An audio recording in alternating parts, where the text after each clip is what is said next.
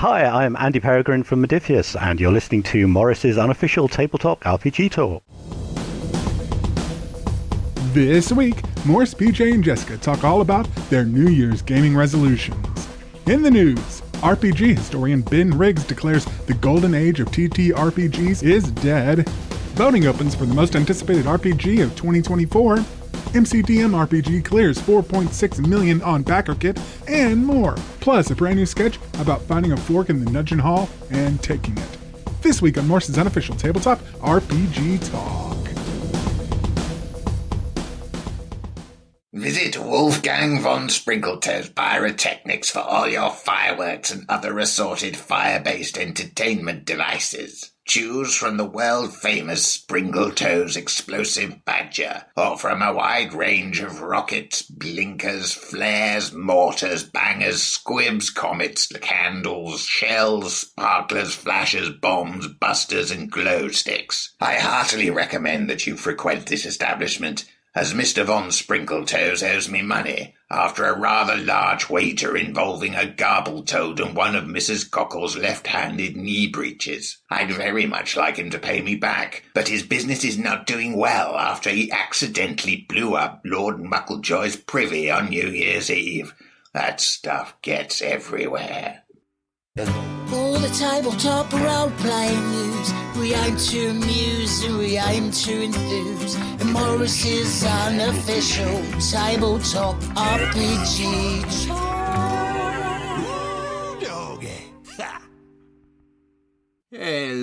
Hello, and welcome to Morris's unofficial tabletop RPG talk. I am Russ, aka Morrus, or Morrus, aka Russ, and with me this week is PJ Coffey from the Southampton Guild of Roleplayers. Russ, as ever, it is a delight to be here.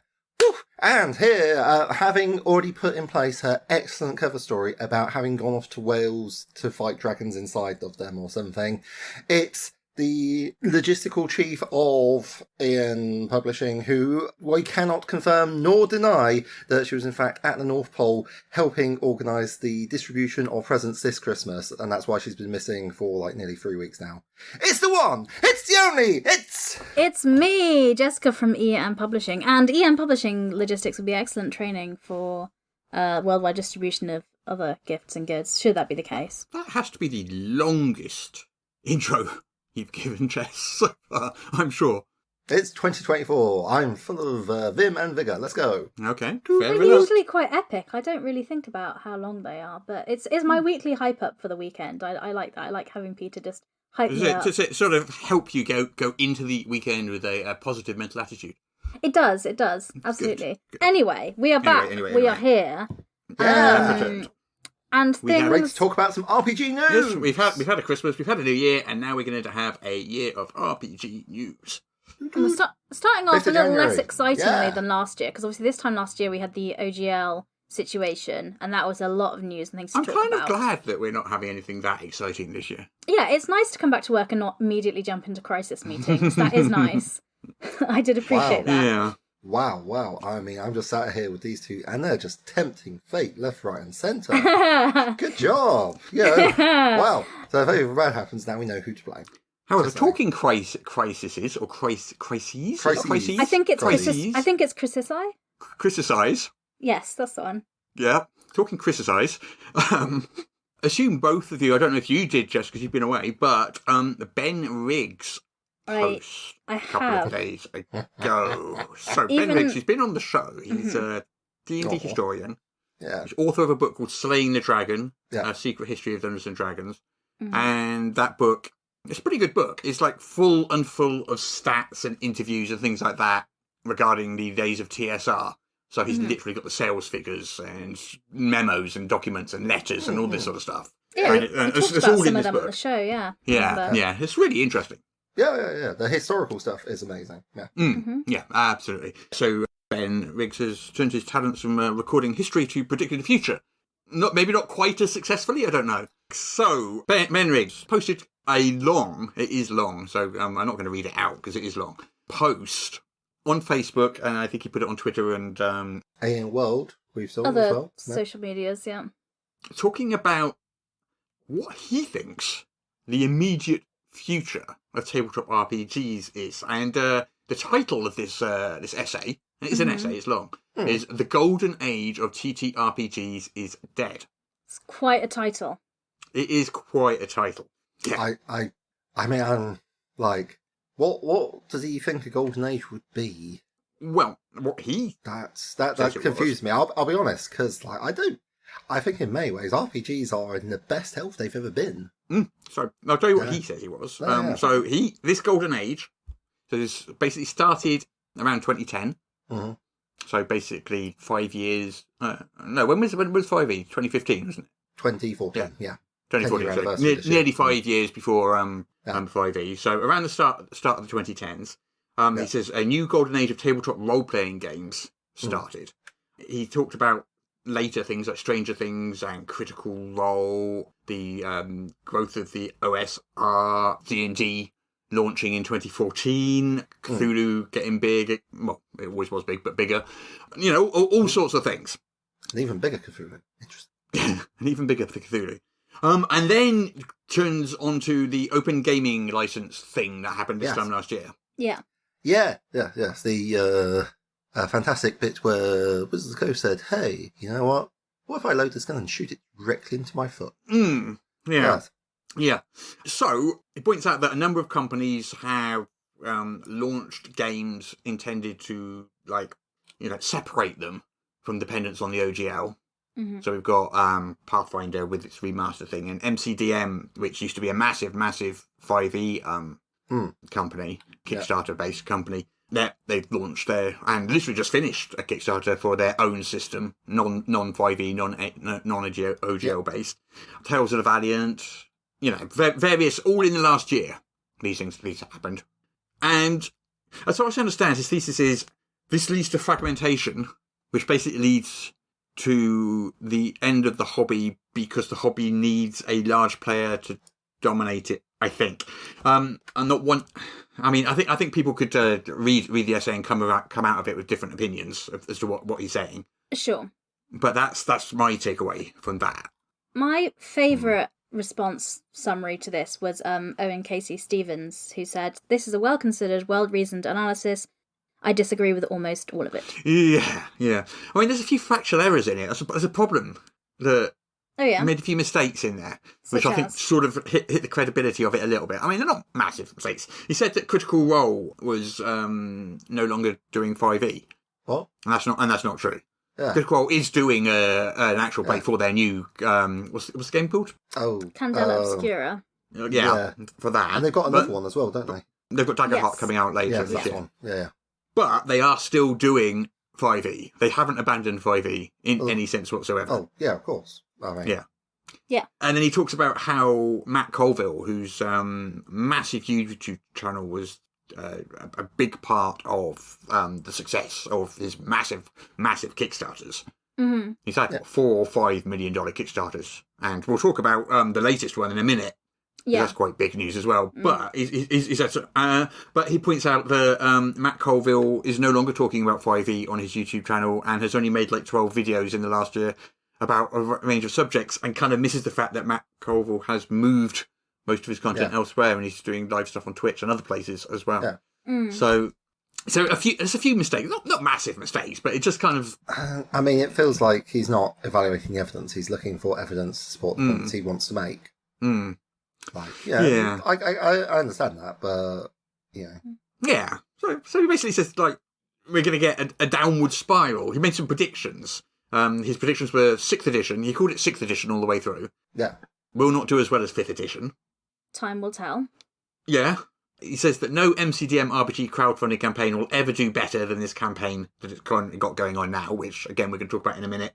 No, probably not, but not because of that. But they've just had phenomenal success with this one. But that's almost every TTRPG campaign for any new system. The first crowdfunding launch is always the biggest one. Absolutely. And then, your expansions, you have less, because... But that's just how that works. Yeah. So yes, I agree with that one. I mean, you got to look at total volume of sales. That is an important one. Yeah. Quite often, people don't get to hear about this stuff until they've got the books in their hands, and then you have sort of a build up of people. So you're getting more people buying your books, then You know, in many ways, Kickstarter's nice, it's flashy, but it's the total volume of books sold. That's it's a launch pad. It's a launch pad. Yeah. Exactly. I mean, that's just my opinion. What do I know? There's no better way for a small publisher to launch a game. I don't think Kickstarter at the moment. Yeah. So what else did he say? He predicted that Tales of the Valiant, Kerbal Press's game, has a problem because it's too similar to 5e, and that leads to, he says, two possible futures. One is that they will slowly lose fans, bleed away as those fans return back to D&D. They'll come and try out Tales of the Valiant, and then will gradually filter back to D&D. Or they will become the next Paizo, and Tales of the Valiant effectively the next Pathfinder. That's the two futures that he predicts there. Oh, cheers, Ben. Thanks. Yeah. It'll either go well or it won't. Well, I mean, with what I that sort predict. of razor-sharp analysis, I can see why I've been having such a great time of it. I mean, surely, and this is just like my, like, very basic understanding, because, like, I wouldn't claim any particular expertise in this, but surely people are going to go towards things that they want. So if D&D is not providing things that people want, and Tales of the Valiant is, why would they go back to D&D? I don't understand. Like, I can see D&D continuing to...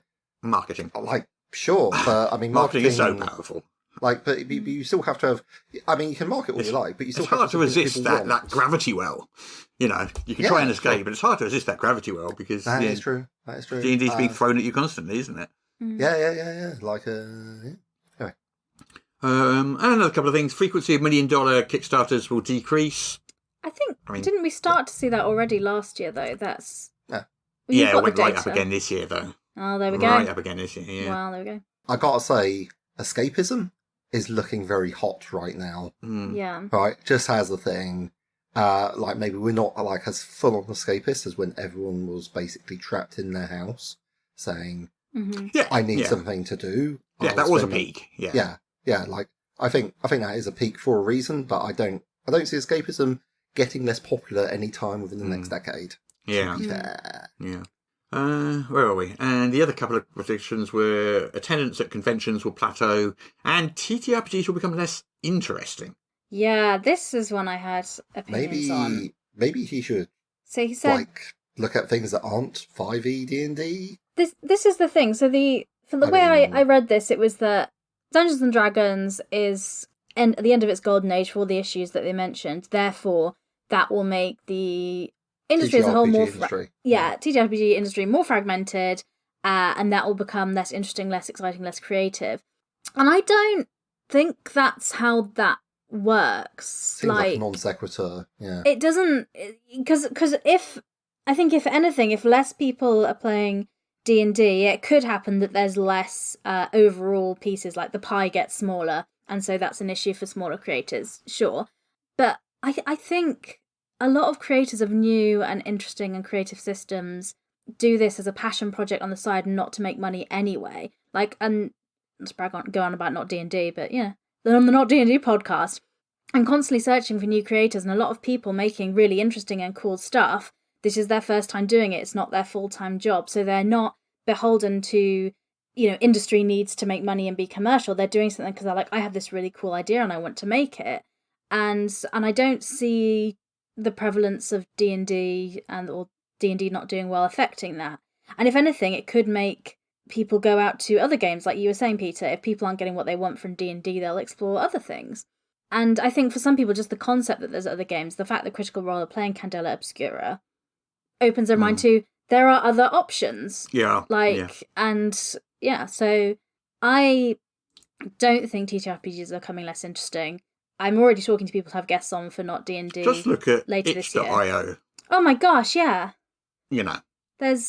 Tell me there's not some weird and interesting stuff on there. I think probably he's talking about sort of big mainstream games that you can find in the shops, I guess, is what he's talking about. Well, but even so... It's very much a sort of a chicken-egg situation in that the shops won't stock anything but D&D because that's what they've been selling. Oh, this is but interesting nothing else can be sold because the only thing stocked is D&D. Well, James Lauder had something to comment on this, actually. This was in response to Ben Miggs's essay. So James Lauder worked for TSR in the 80s and 90s, directed various lines, headed up the novel department for a while, I believe.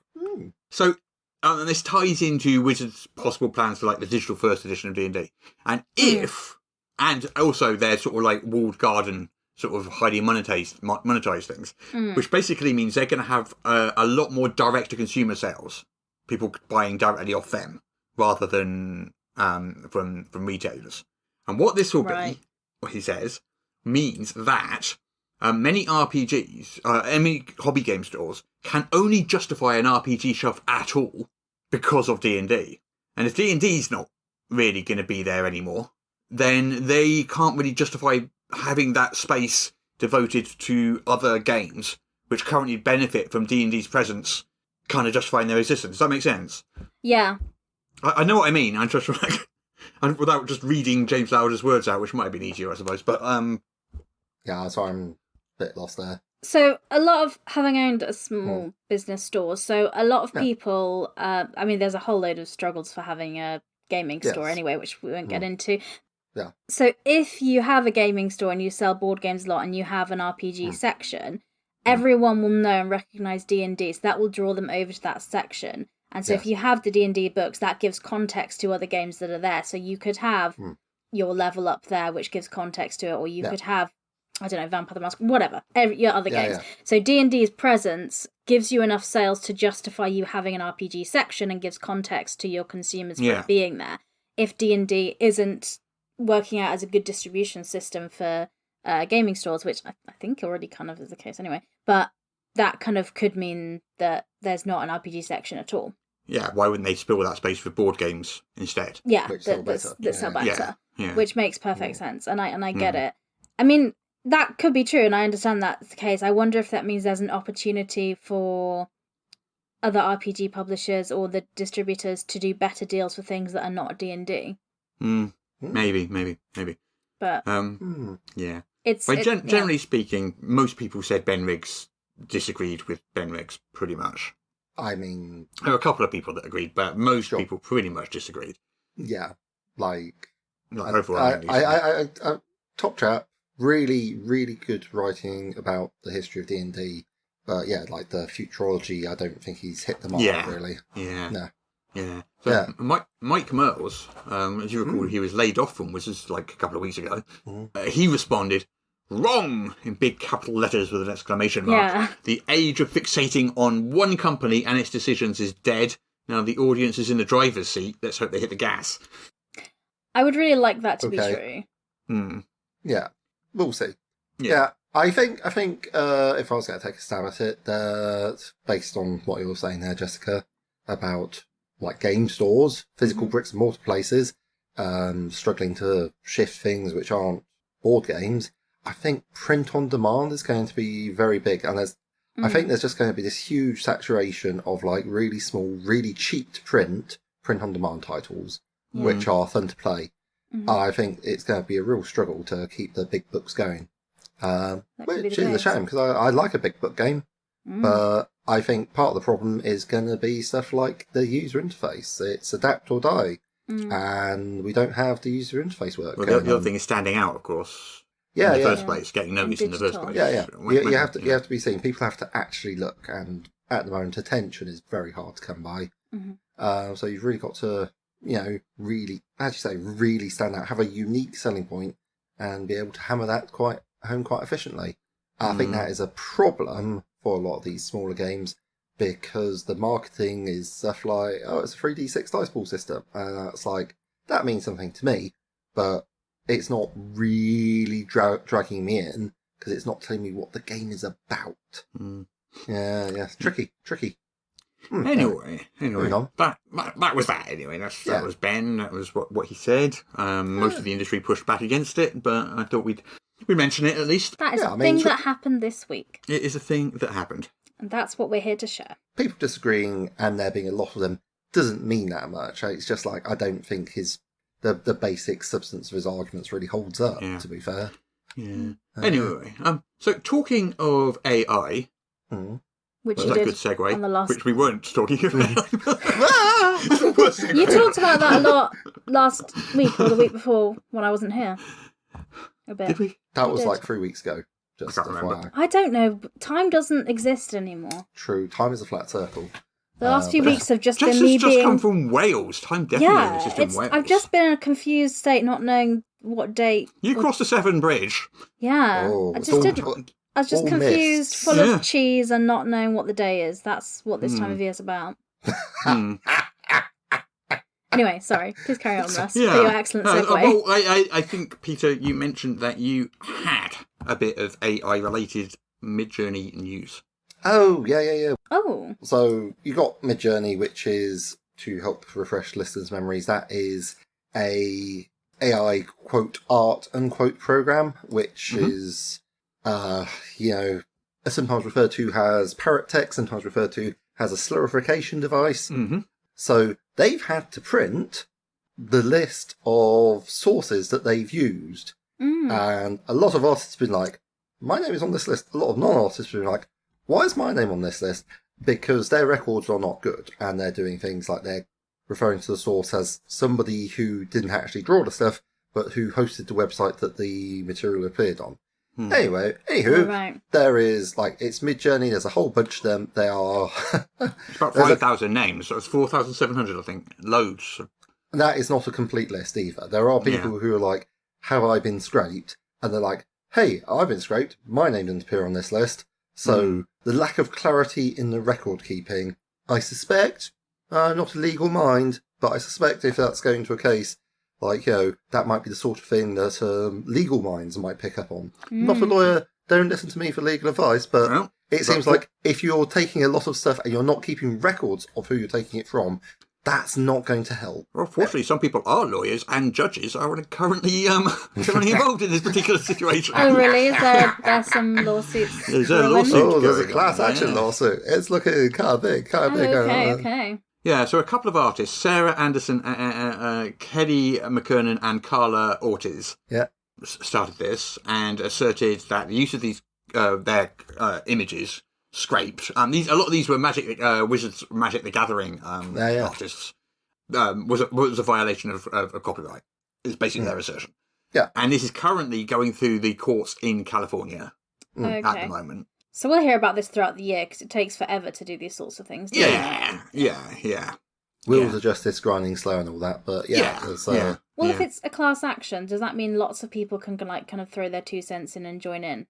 In layman's terms. Is it actually a class action? I think it's just those 3. Or is it? I think. Okay. Oh, well, they've got quite a lot of They've got the exhibits. list of names as evidence, but I don't think those people are part of the suit. Oh, I that think might. it's just those 3 that are bringing the suit. Oh, right, that might make it a bit easier. But maybe it will snowball into it because it will set a precedent then, won't it? Because if they are Yes, successful, then Absolutely. everyone Absolutely, else and their dogs can join in. Yeah. Oh, I'm Yeah. interested to see how that progresses. So Yeah. I mean, it'll take a while, but yeah, let's keep our beady eyes over that over the next year so we can update the fine listeners here. yeah. Right then, what else we got? Oh. I mean, and that list of names includes things like Sony PlayStation, just FYI. So, it's... Does it include Disney? That would be good. Then you know they're in trouble. Yeah. Sony PlayStation and Seth MacFarlane. Neither of these are noted for being artists of the drawing type, so yeah. Yeah, It's, not for that it's a type of thing. media. Anyway. No, indeed. No. Although Seth MacFarlane is actually quite a good musician, which I did not know. Oh, there we go. Yeah. I have a little bit of news. You have news? Yes, on a TTRPG news show. Shocking. Shocked. Renegade Game Studios. Actually, I don't think it should be allowed. Okay, Not well, news. not news on the news show. I think we should allow Renegade Studios to exist. yeah, That's all we can do about it. we are allowing it. We have that power. We have that allowance. Anyway, so they're starting off the year with a load of discount bundles with starter sets and PDFs of various things. So it's $90 and you get a whole load of stuff pretty much on their site. And they're doing it for G.I. Joe, Power Rangers, My Little Pony, Hand of the Reckoning. So if people were looking to diversify in 2024 and try something that's not D&D, there's really good bundle discounts where you get loads of stuff in there. Other discounted bundling. I mean, we have on Ian World. There's a lovely kind of discounted bundles article that we do every week, so you can check on that for more things. But the other one that was posted Done by just earlier Darryl. is Darryl, audio engineer slash editor of this podcast. Long-suffering Darryl, who has to listen to the raw edit of this every... Oh, my gosh, I feel sorry for him. Anyway, also, Paizo's Humble Bundles are doing comic books for kids. So they provide comic books to children who are in hospitals and cancer centres. So Paizo are stepping in with Humble Bundles, and they're currently doing Pathfinder 2nd edition. There's a bundle on there which benefits comic books for kids, is what I was getting to. And it's available till this weekend. So literally, if you're listening to this, you have to do it right now. But yeah, so if you're wanting to try out Pathfinder 2nd, I think we mentioned this earlier last month as well, maybe. Net's coming back to me. And I apologise if we're redoing this. But pretty much Humble Bundle is doing a Pathfinder 2nd edition legacy bundle with all the stuff on. And I remember, yeah. So, but that is ending this weekend, so check that out. But I just thought that was quite nice. Yeah. Okay. Sure. Couple of things. Let's go with most anticipated RPG of 2024. Yes. The polling is now open. The voting booth is now open. So we took all the nominations. And we've got a big old list of games which are coming out in 2024. The rules, of course, being it has to be a tabletop role-playing game. It has to be a standalone game, i.e. not a supplement, an adventure, or an accessory or something. And it has to probably, obviously nobody can see the future, be coming out in 2024. Yeah. So we got a big old list of, I don't actually know how many there are. There's probably about 20 or 30 nominations, something like that. That's a lot of nominations. And people can go along, vote for which of those games they are most anticipating. And the poll will close on January the 15th, and we'll be able to announce the winners. Last year it was Pendragon 6th edition, which hasn't come out yet, so it's on the poll again for 2024. Maybe the excitement has been building and it'll remain number one again. Or people's patience has waned and they're no longer as excited. Well, I think, was it Conan? I can't remember which it was. Something managed it 3 years in a row to be on the top 10 most... Wow. Was it June? Pretty sure. I mean, could be wrong. Or maybe this was before my time. The data is on EN World, so we can go back and have a look. Always look. But anyway, June go along. took a long time to get out. But yeah, you can vote for up to 3 things, and then the votes will be tallied at the end of the on January the 15th. We've got over 1,000 people have voted so far. So in 2 weeks' time, we'll go through the results of that on the podcast here as well. Yeah. Has Into the Motherlands made it onto that list? It's on the list, yes. Yeah. Fantastic. Is that what you're most excited for? Yeah. Would that be your vote? Yeah, actually, I only hear about it every so often. They've had a bit of a struggle, so I'd quite like it to come out. Yeah, it's been so my votes 3-4 years now. So my 3 votes are 13th Age 2nd edition. Okay, yeah. Daggerheart from Darrington Press. Not necessarily that I think I'm necessarily going to get a chance to play it at all, but I'm just very interested in what they're doing with it. Yeah. And the third one I couldn't decide, and in the end I went for the Monty Python game, just because I think it would be a fun collector item. It's your humour, I think, as well, Russ. Monty Python humour. I think it's Monty Python's humour, really. I don't think I can claim it. No, listening to your sketches, I'd say definitely that's the case. The influence is there, yes. Yeah. See, I was trying to think what mine are on this. I've got so many games that I haven't played yet that I own, so my mind's very focused on what I currently have. Instead of looking forward. So I haven't been too hyped up by these things. I am looking forward to seeing Mothership, because I played a lot of Mothership because they did, the early version, but they're still kind of working on it. And every time I play it, I really enjoy it. And every time I see a new tweak of it, it's better. And I really like it. I really like that. So I'm looking forward to seeing the final, the first edition. So that'll be one of my votes for sure. I am I also like the Laundry 2nd edition, because I'm intrigued to see what's different, because I like the vibe of Laundry. I can't remember the system much now, because it's been years since I played it, but I know I liked it when I played it. What, Laundry? Call of Cthulhu? Yes, yeah. Role-play system, yeah. Yes, yeah.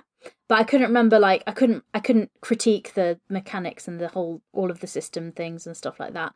But, so I'm interested to see what the new edition's kind of doing.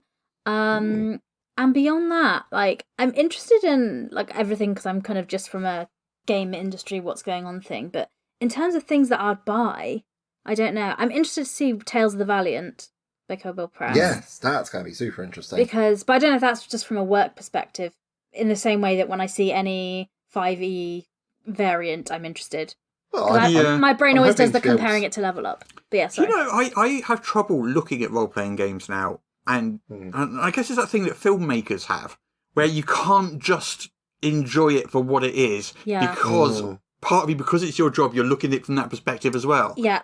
Mhm. And that's, well, I can't complain. I do like my job, so Yeah, I mean- it does. Yeah. Same. But Yeah. like being able to switch off the critical facility part of your brain, or at least keep it like to a minimum whilst you're actually doing it, is. I don't have that skill. Or the unstoppable green-eyed jealousy when you see someone's made a game that you wish you'd made. I'm looking forward to Tales of the Valiant coming out, and if all goes well, perhaps I can write some stuff for it. You never know. Yeah. One thing that's not on this list- I imagine a lot of the third-party stuff for Level Up is You could going to be translate- compatible with Tales of the Valiant. Yeah, probably. Well, the Tales of the Valiant is 5e. Very, very close to 5e, and Level Up is compatible with 5e, so I can't see why it wouldn't be. As I say, I'm really looking forward to it, because just see what take they've come out with it. Yeah. So what's not on this list, of course, is the new rulebooks for D&D. They do need a good way to refer to them. I hate having to say the rulebooks that will be released in 2024. 1D&D, you know. the rulebook, 6th Just edition. call yeah. You can't call it I can't 6th believe edition. it's not 6th edition, Yeah. and we're done. Someone did ask on the voting, they said, is there a reason why the new version of D&D isn't on the list? Well, I answered that. Mm-hmm. Of course. I think it's very respectful Yeah. to take into account the publisher's point of view. Mm-hmm. Yeah. And Wizards of the Coast has very, very, very, very clearly and repeatedly said this is not a new game. Mm-hmm. We respect And- their identity. Yeah. We're very respectful of people's identities on this podcast. Okay. And Okay, also so it's not on the list. no one nominated it as well. So. Yeah, probably because I said it's not a new game, so it's not going on the list. Oh, that would probably be why. Yeah, that makes sense. Yeah. I just saw that it hadn't been nominated, and I was like, interesting. Yeah. But then, like you say, okay, if it doesn't meet the Because criteria, I mean, like, then that's 30th why. Age second edition is a new edition of a game, but Wizards is saying that this is not a new edition of D&D, so... Yeah. It is, So, though, like, isn't that's it? what- But anyway. Well, I mean, it's like it's so hard to say because we haven't actually seen anything. Once we've seen, Well, there is we'll that know. too, of Yeah, course, yeah. From the playtest Exactly. documents, there's enough difference, though, that if I was getting the book, I would need to know which edition we're playing so I know that we're all playing the same game. I mean, maybe It's not like an errata update, is it? Well, it's like a lot of the core mechanic. I mean, the core mechanic won't change. Like that's set in stone. Yeah. That's Yeah, it's just that people will be playing D20, different classes, basically, pretty much. I guess. mean, They'll just sure. have different abilities to the ones they had before. I guess. Well- Well, yeah. It's like if someone's playing with, say, the Blood Hunter, which is an unofficial class. Mm. An unofficial class because Matt Mercer wrote it, so therefore it's occupies a different space for many people. I'm like, okay, sure. Like, that is also a thing that you can have. Because, like, player options are sort of not that relevant to the game in some respects. Like, obviously, it will let them decide what they're using. Unless they're bringing in a rule set, which isn't referred to in the main book, you got things like, I don't know, movement, jumping, what actions you take in combat, the spells. Yeah. Like, unless all of these things change, Which it I doesn't mean, sound like they are, from what we've seen. then, like, yeah, it's sort of well, the same basically, game. you've got the core system, and then you've got the, I guess, I can say appendages. This is the wrong word. Appendices. No, appendages, not appendices. Or The is things it- that hang off that core rule system or stick out of that core rule system, and those are things like the modular Accessories. elements, Yeah. that like classes and feats and spells and things. Whereas a new class doesn't make it a new system. It's No. still the same system, and that new Yes. class uses that same system. So Yeah. if this is a set of 13 new classes, basically, Well, it doesn't change the system. It just means you've got 13 new classes, some of which have the same names as old classes. You know? That's why it would be... Anyway, anyway. Yeah. Anyway, So you this have two is... different versions of fire. But they've been doing that for years with the Ranger. Like, there's been the Ranger, there's been the revised Ranger that was released in the Half Arcana, and then there's got whatever they're doing with this new Ranger. And then they've had, like, Tasha's Cauldron of Everything, which was totally not a patch. Yeah. Except, of course, everyone's like, oh, yeah, just use Tasha's version of the Ranger. It's so much better than the Beastmaster. It's like, yeah. Yeah. It's confusing. I can see why some people get very upset about it. So you know what else isn't on this list of anticipated games? It's probably the a lot. MCDM RPG. Is that coming out Weird. 2024 or is that coming 2025? 2025. That's why it's not on the list. Okay, It'll be that in makes next year's list. Yeah. So its Kickstarter ended this morning. Oh, yeah. So what's the scores And on the doors? Have you looked at it recently? I haven't. No. Make a guess. 5 million. I'll do 6 million just to... Yeah. Just 'cause 4.6 million. Yes. So Price is Right rules, I think Peter wins. All right, we're going to have that fight so I can Or is win it? No, something. how does that know? You're not supposed to go over with Price is Right. I don't know what the rules are. Why did I even say that? I don't know what the Price is Right rules are. Peter was closer than I. It's landed exactly as well as the Michael Jordan joke. Yeah. Don't Well, feel that's bad. very good for... That's good. That That's is astonishing. changing it. Good Yeah. job. Nice way to Yeah, start the year, isn't it? It makes it the third biggest TTRPG crowdfunder in history. Nice. 30,000 backers? Oh, That is an 30,000! army. Well, I think we mentioned... 30,000 backers. I think we mentioned before, you got to look at the number of backers opposed to the amount of money raised to see the success of an RPG, and 30,000 is wild. It's a lot of backers. That's wild. I love that. I'm so pleased Yeah. for them. You could fill a stadium with that sort of backing. Yeah. Yeah, you could. Yeah. I mean, it's a couple of years away before we see it, but there'll be playtest documents and things like that out over the next year or two. So we'll see it. Can't wait for From them to see. From what I've seen of it, it is very, very quite a long way from 5e. It's not just not 5e. It's very, very different. To Yeah, 5e. I think it's really nice. 2d6, no rolls to hit. Yeah. Yeah. Exactly, Yeah. and I think it's really nice that it's focused on combat. It's like, yeah, you're going to be heroes, you're running in and you're fighting stuff and being heroic. And It's very proud love of that focus it's- on combat, and it's like we're not doing exploration. I love that, combat, and this that's is really combat. great. I feel like it knows what it is, and I'm excited for that. And I actually was playing a bit of D&D the other day, and I was really enjoying combat again, because usually combat isn't the thing that I enjoy in games, but yeah, I was having fun with it. So I was like, maybe this will be something I look at for when I want to run in and hit things, because, you know, sometimes that's what we need to do, you know? Sometimes you need to roll dice and then roll more dice. Yeah. It's like, hit points go down. I mean, rolling a fistful of dice is always fun, yeah. I think that's part of Shadowrun's enduring popularity.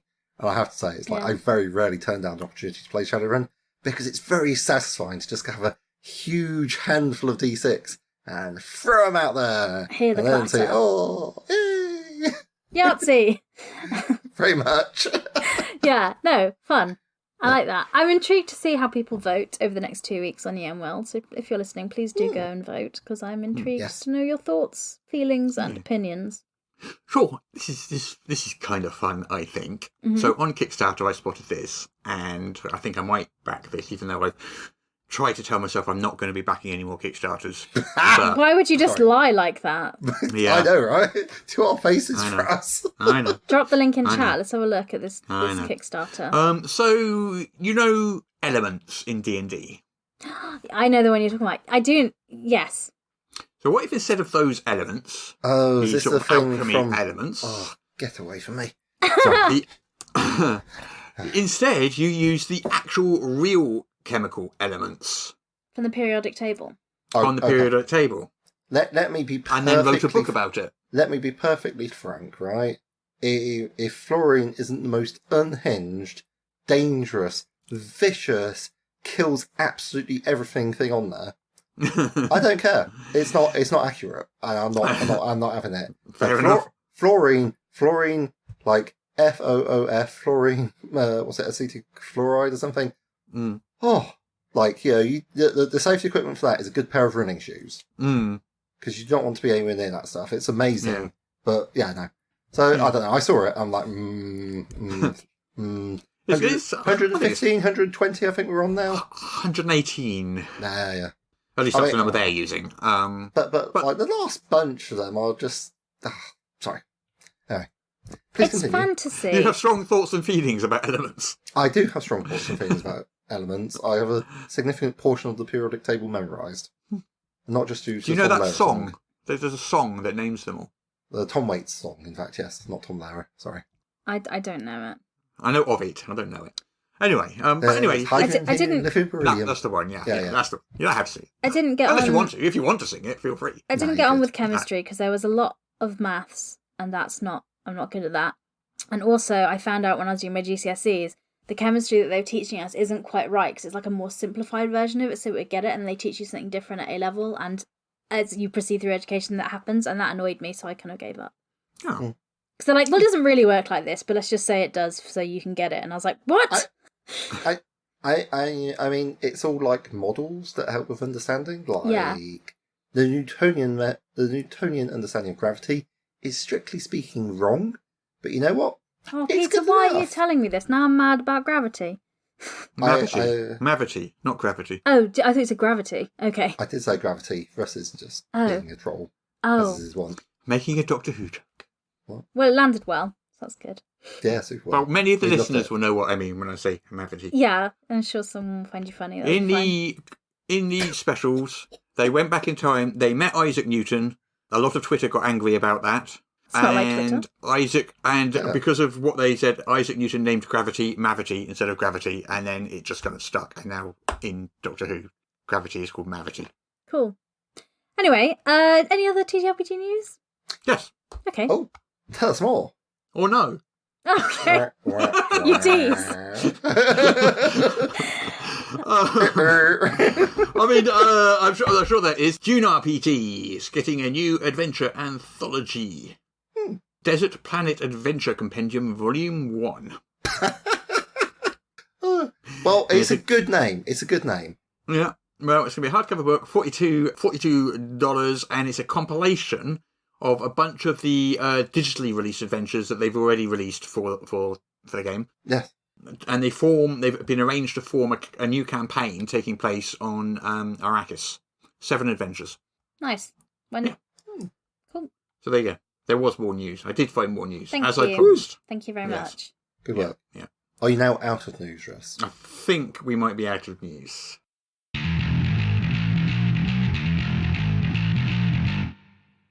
By grum, this goblin lair could use a good cleaning. Oh, I know, right? The smell is pretty intense. Well, you wouldn't smell great if you lived in a cave. Anyway, we'll soon put an end to those raids. Scourge they are, I tell you. Travellers dare not use the Queen's Road by night. Oh, the cave forks ahead. Left or right?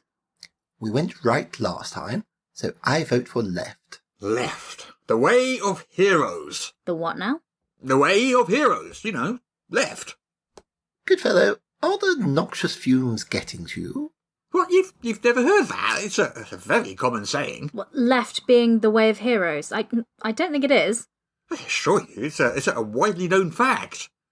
If it was that widely known, I think I would have known about it. I mean, it doesn't even make sense, does it? Does it make sense? What in the 7 Kingdoms do you mean? Of course it makes sense. Left. The way of heroes. No, not really. Are you implying that it is more heroic, in some way, to turn left rather than say right? Well, that's what way of heroes means. So you're saying that turning right is therefore the choice of cowards? No, that's not quite what I said. Well, you said left was the way of heroes. Yeah, I did, but... So it stands to reason, doesn't it, that right is the way of lily-livered, chicken-hearted scaredy-cats. Look, I think you're putting words in my mouth. Can we just get on with it? We still have the Goblin King to defeat. I wonder if it's a hot David Bowie-style Goblin King or a gross Hobbit-style Goblin King. Well, whichever it is, we need to put an end to their reign of terror. Look, just because left is the way of heroes... It isn't. It doesn't mean that right is the cowardly option.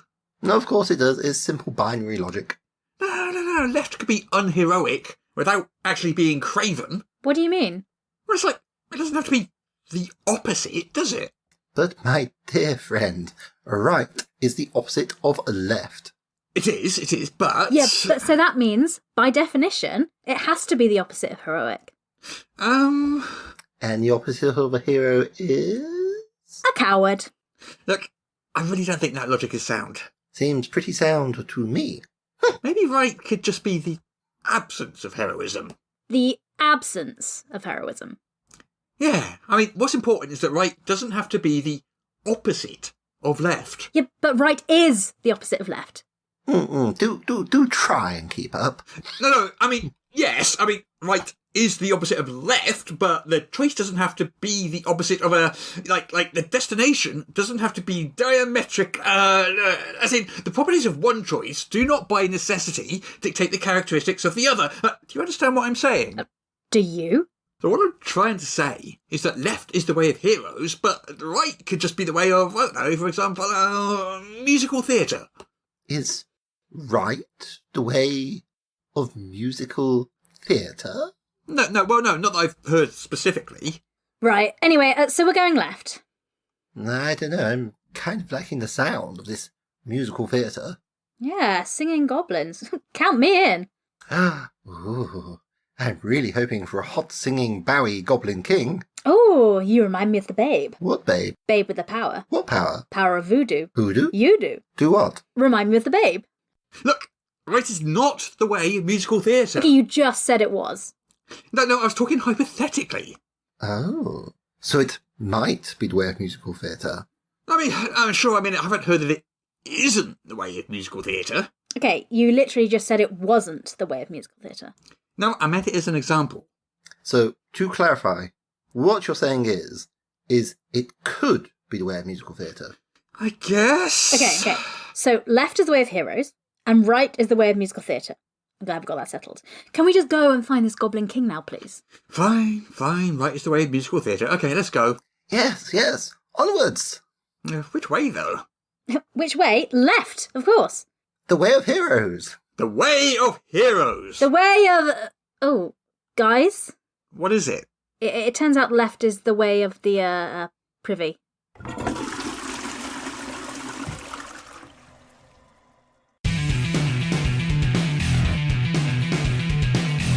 Malach the Maleficent here. If, like me, you're enjoying this podcast, please consider subscribing on Patreon for exclusive bonus content every week and the warm, fuzzy feeling of knowing you are helping to keep the show going. Subscribe at patreon.com/Morrus. There, I said it. Can you stop staring at me like that now? The things I do. All right. Don't forget, patreon.com/Morrus. Can I go now?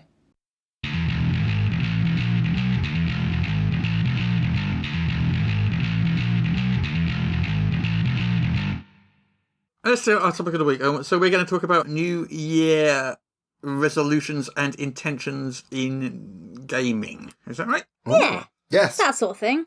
How are we going to switch it up this year? Have either of you made any New Year resolutions in gaming? Yes. I have plans. Good. Yeah. Your plans? So- Tell us then, Jessica. Tell us your New Year resolutions in gaming. Okay, well, they're not really resolutions, more like my plans, schemes, if you will. Nice. So I want to run more games, really. So I dipped my toes in the water of running games last year, and I want to do more of that. And this year I'm going to run games for people that I do not know that are my friends that are, I know are going to be nice to me. Because last year I ran games, but I did it with people I'd already gamed with, my friends, because that feels safer. And so this year I'm going to do the terrifying thing of encountering the public, which generally can be very upsetting and disturbing, as people who have encountered the public can confirm. So I'm gonna run more games. So I'm planning on running some Level Up at Aircon, which we're going to in March, which I'm a bit scared of, but I'm gonna do that. Okay. So that's my plan. And I've got some little campaigns to run. So I've got my Walking Dead universe Kickstarter campaign arrived in December, and I'm excited to run a little Walking Dead campaign because it ticks. I was looking around to run a zombie survival game that did all those things, and I discovered it, and it ticked all the boxes for everything I wanted to do. It was like big open world, sandboxy, and just did all the things I wanted it to. I also have my Blade Runner box set I want to run as well. Yeah. So my goal is to do those 2 box sets and get the Level Up game down. And then I've also offered to run some one-shots for some friends, some horror ones, like 10 Candles and things like that as well. When are you going to run something for us as well? I've forgotten what it was. Cat. Robert. There's a cat one. Was it the cat one? Kitty Noir. Oh, yeah. I can't remember. I'll play it. Don't mind. All Let's right, go. add that to the list. Right. And then people on the podcast can keep me accountable and be like, Jess, did you do those things? And I may or may not have to be like, I did not do those things. Or I did do the things. So we can review this in December. Well, as you know, New Year's resolutions are legally binding, so... That is how that works. Yeah.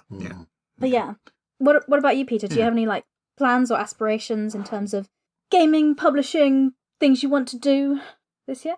I have a fair amount of stuff in the pipeline. I don't know if I can really talk about some of it. Oh, so throughout the year you'll have some exciting announcements, do you mean to say? Yes, I guess so. I'm working with someone who can translate books. Ooh. So be looking at taking some of my work to French. So that would be good. Très bien. I've got like a lot of pre-gen characters to write. That's very much in my future. That's pretty important, getting those out and increasing it. I've been struggling with that. I have my blog series on the logistics of how to be a games master, which, is Useful. a different take. Yeah, I mean, it's just like addressing the nuts and bolts of how to get that happen. I have an old project about making wild magic more relevant and having it actually be properly wild, rather than it just being roll random death happens to you because, I don't know, you rolled a 20, then you rolled a 66. Have that be rather more of a level appropriate scaling thing. It's a bit fiddly, but I feel I'm getting places on there. I have another book or two in me, I reckon, and I've got and people keep on talking about firearms, and it continues to annoy me that like revolvers are being touted as a solution, because there are better solutions. And like, if you've got revolvers, then I feel that I am compelled to create kobolds with revolvers. So that will be, should I be able to work? Kobolds revolvers? Yes, kobolds with revolvers, because if you're, look at the Wild West, like pretty much everybody had Well known a for the gun. kobolds with the revolver. Yes. Pretty much everyone had a revolver. So if farmers and like ranch hands and so forth can afford revolvers, then I'm thinking, well, if I was small and regarded as a tasty bag of XP, I'd get myself a boomstick. And I think the reasoning that revolvers should be extremely technologically complex and absolutely inaccessible to anyone else, and yet your level 1 player has one, I think that's quite spurious. So I'm like, let's arm the monsters and see how this works out. I imagine it'll be quite entertaining. Yeah. Well, for me, like, What about in terms of playing and running games? You got anything that you particularly want to do? Well, in terms of playing, I just did session 0 yesterday for a game called The Larkin Expedition, which the more astute of our listeners who are well versed in such things will recognise as the Call of Cthulhu Masters of Nyarlathotep opening section. We might carry on, we might not, but it was really nice to have a session 0. We've got like a small band of characters, and we're looking forward to cracking on. Our GM is like, you're all very old. I'm like, oh, I suppose that's fair coming from you, but yeah, we're going to give it a go, and we'll see how it goes. I'm still in my Delta Green game, which I'm having a great time in, but Nice. that's not till the end of the year. And I'm in a game of Level Up online, so that's pretty sweet. Nice. I see. And as part of the Southampton Guild of Role Players' commitment to, showing the world the full awesomeness of TTRPGs, Woohoo! the last Wednesday of the month we'll have one-shots of games that are going on. These won't necessarily not be D&D games, but there are 2 essentially D&D games running. There's the high level up one, and there's the basic Player's Handbook one that's going on. So last Wednesday of each month there'll be someone offering to run for us, so that'll be really nice. I don't know how it will work yet, but I'm looking forward to finding out. Exciting stuff. Yeah, I mean, we've got groups existing already. It's just like, run a one-shot, 3 hours, let's go, and we'll try something that isn't D&D. Sounds good. I am a big fan Jolly, of jolly things good. that are not D&D. A little known fact I about have me. noticed, yes. Donuts, for example. Donuts are not D&D, and Oh, I I am love them. definitely a fan of donuts. Yeah, samesies. Yeah. I don't know what you're talking about, because I'm talking about Donuts and Dunking, which is like a fantastic RPG. Which is D&D. Yeah. Well, I mean, oh, you're thinking about that other one, right? Sorry, yeah, no worries. Easy mistake to make. Yeah. Anyway, So, right, a lot of mine are creative. good to know. My current RPGing is twofold. It is a weekly visit to Peter's Club where I get to play something that isn't D&D. which I'm enjoying immensely because it's exposing me to games that I don't normally get to play. And I played a few first-time games for the first time over the last year, which is nice. And also a Thursday night level up game. So I assume both of those are just going to continue as is pretty much throughout the year. I'm going to continue doing both of those two things. I'm not planning on adding anything to that. I think 2 nights of gaming a week is enough for me. And then creatively, I mean, we just got like books we're putting out, which I'm excited about. Yes. I'm really excited about. Yeah. Big hardcover books. I'm determined to get my space fight game properly play tested and through the gate. It's just organising the play testing is hard. We could take it to Aircon and do some play testing there. Possibly, yeah. In Harrogate. The problem with the playtesting process is I kind of need like a playtest and then a couple of weeks and then a playtest and a couple of weeks and a playtest. And I need to iterate it, and it's like getting like 4 or 5 people into one place repeatedly to do that is difficult. Fair. But that's the thing I want to do this year. Yeah, if only you had access to some sort of group based in Southampton who enjoyed doing such games. If only. Anyway, sorry, you were saying? What was I saying? That's kind of. I mean, yeah. In terms of playing games, I'm just mainly. I want to try as many games on Wednesday nights as I can. Yep. That aren't D&D generally. So basically, if it's not D&D, I'll probably be up for playing it. Nice. Yeah, just bringing out lots of cool hardcover books and stuff. Nice. Yeah. No, it sounds like it's a busy schedule for 2024 for EM Publishing. Well, we've got a lot more coming out this year than we had last year. And last year was kind of a investment and development year. Yes. I mean, but we did bring a lot out last year. Vast wads of money on development of hardcover books. And this year we get to actually put the hardcover books out that we spent vast lots of money Hopefully people give us money for them. Yeah. It was one of those years where it's all kind of like outgoings rather than incomings. But this year is going to be a bit the other way around. That's the plan. That's the plan. That's the plan, yeah. That's the plan. Yeah. No, I like what you said as well about two nights a week for gaming being enough, and that is another one of my resolutions I meant to say, because I love playing games and I get invited to some, and I tend to, I don't want to say no because I really want to play them. The issue is I have a limited amount of time and I have other things going on in my life other than gaming, and I am in 2 long running campaigns at the moment, and I think I need to say no to other campaigns. That's another challenge for myself this year, even though they will be really cool sounding probably and with really awesome people. But if I'm in 2 campaigns as a player and I want to run some games, I should probably also leave some bandwidth in my life for just playing Baldur's Gate. Baldur's Gate, which is a game. Speaking of which, is that one of your goals, Russ, to play some Baldur's Gate? I might go back to Baldur's Gate, yeah. I'll play it with you if it makes it more social and fun. We could even stream it. Maybe. I mean, if you like, I could get Jess involved. That'd be 4 characters, 4 players. Ooh. What more social event should you want? Well, let's coordinate off the podcast, and maybe that will happen, or maybe it won't. We'll see. I was just saying that my setup at the moment, because what you were just saying, Jess, you like have 2 long-running campaigns going on. I think it just occurred to me as you said that. The way I'm going, just like fortuitously, it's just ended up how it is. The way I'm going about it is I've got like a long running campaign going on, so I get the long running campaign thing out of that, and then the Wednesday night is lots of different games over a period of years, so I get to do all the different things without them having to be on lots of different nights. Yeah. So I kind of get the best of both worlds, which is kind of cool. It is. Yeah. You're welcome. I generally do a lot of one-shots with events. Like, I'll meet up with friends and we'll have a weekend where we'll meet up and play games, and then everyone will run one-shot, so I get to try lots of different games then.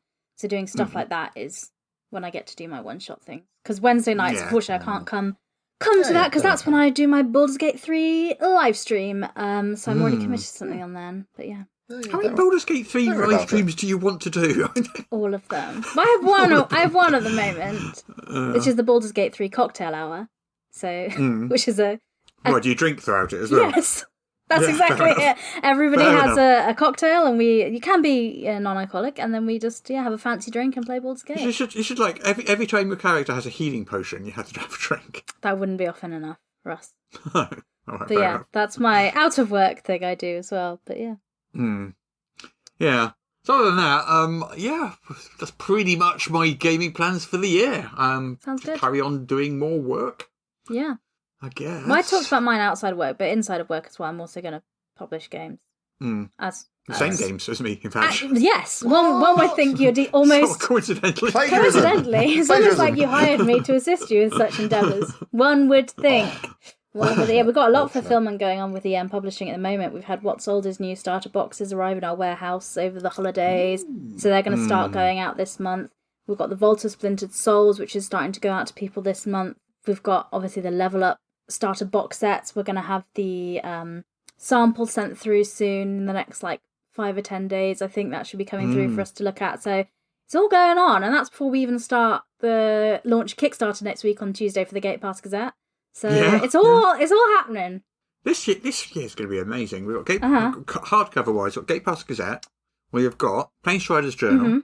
We've got Void Runner's Codex, which is possibly going to end up being more than one book in the end. It's going to be a set.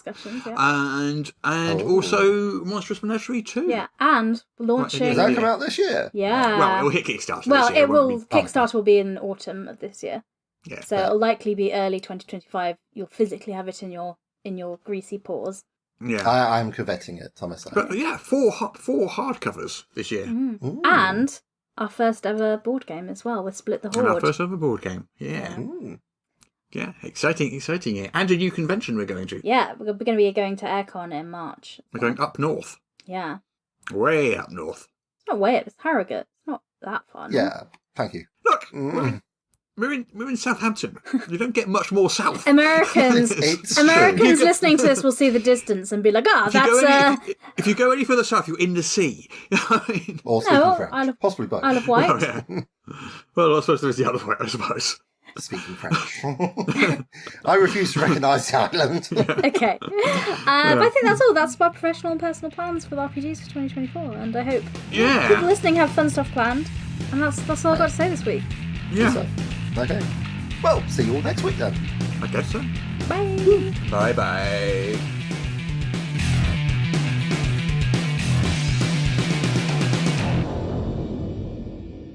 Apparently I now have to read this to you.